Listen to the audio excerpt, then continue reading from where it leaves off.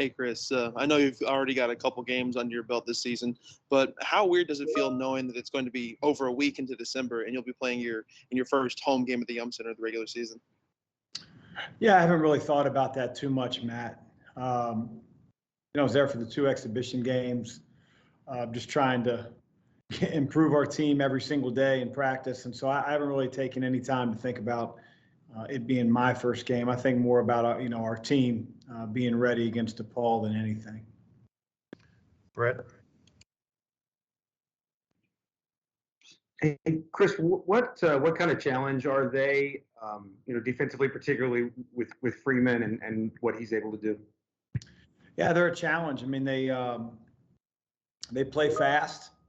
They've got some talented players. I think they're playing well together. They run their offense in a way that spaces the floor pretty well. They run some good actions and have some counters for that. Obviously, Javon is a guy that can take over games. They've been in some tight games with, 6-8 minutes left in the game, and he virtually scores almost every point down the stretch without being selfish. He just gets it going. So he's a big challenge. He's not the only one. We recognize that they have several guys that can get to their spots, can score at a high level, and I like the way they're playing. And then when the shot goes up, they're one of the better offensive rebounding teams that we've played. So that's another challenge in and of itself. Michael?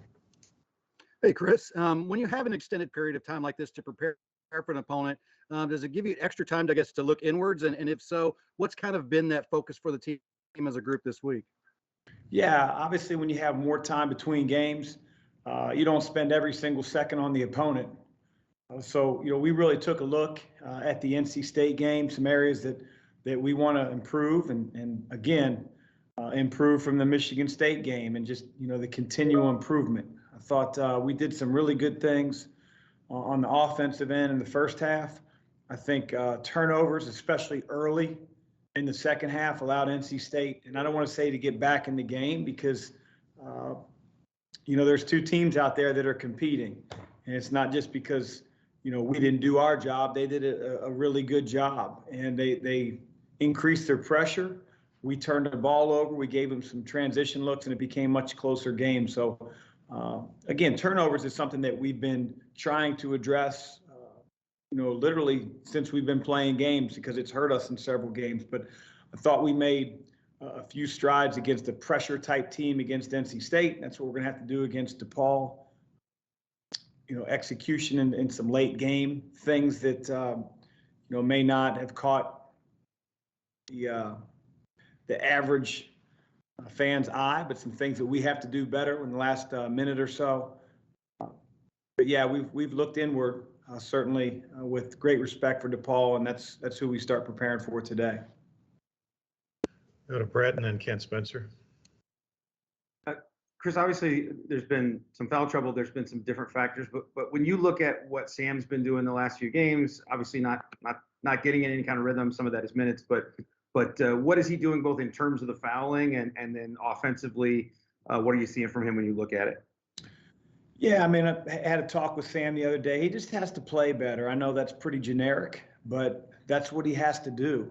I think that he has to be aggressive when those opportunities are there, and when they're not, be less aggressive and move the ball and really get lost in transition. Get lost getting to the offensive glass. That's where I think he's made his mark when he's been a really good player for us. So we haven't lost faith in Sam, but he does have to play better for us to be a complete team. And he had a really good practice yesterday, so hoping that remains the same here these next couple of days as we head into DePaul. Kent?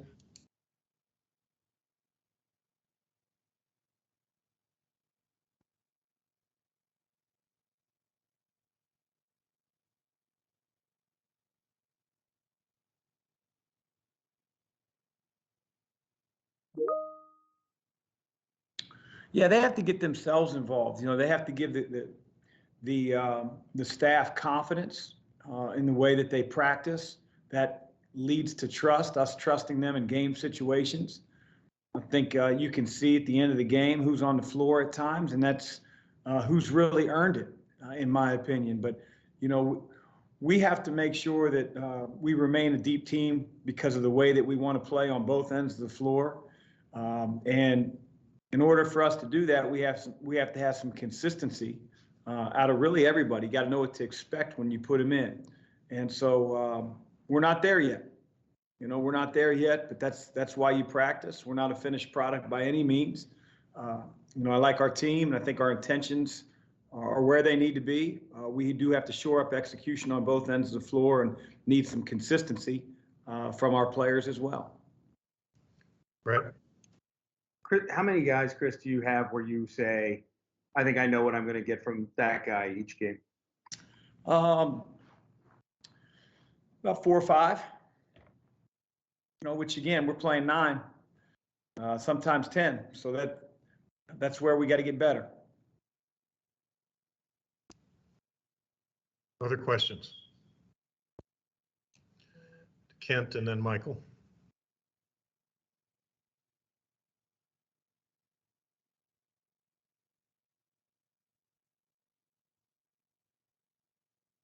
Hey, I'm not getting into all the he said, she said stuff. My worry is the 14 scholarship players, the 18 total players we have on our roster, worrying about the next game. And all that other stuff will sort itself out over time. I'm only concerned about, you know, our team and getting them ready to play and them knowing that they're my only focus. Michael? Chris, what's the competition like now that you've got Gabe back, at least amongst the bigs, you know, with Rose, Sidney, Gabe, and obviously Malik? What's that competition becoming like in practice?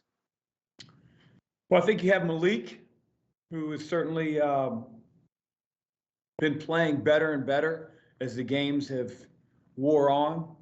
He's second in the ACC in rebounding. I thought his offensive effort was really good on Saturday at NC State. And then you have 3 guys who, in my opinion, are all about the same. Certainly different type of players, but what we can expect, again, goes back to like, who are you going to be out there on the floor from one day to the next, one game to the next, one substitution from the next, has to become more consistent. There's not a whole lot of separation with those 3. You know, it just sort of, what do you think will be the best matchup?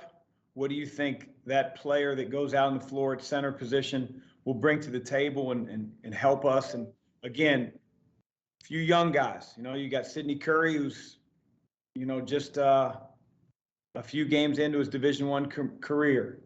You got Gabe, who didn't play a whole lot last year, who's was hurt at the beginning of the preseason and is still figuring it out. And then you got Rose, who's 8 games into his college career. So there's not a whole lot of separation from one day to the next.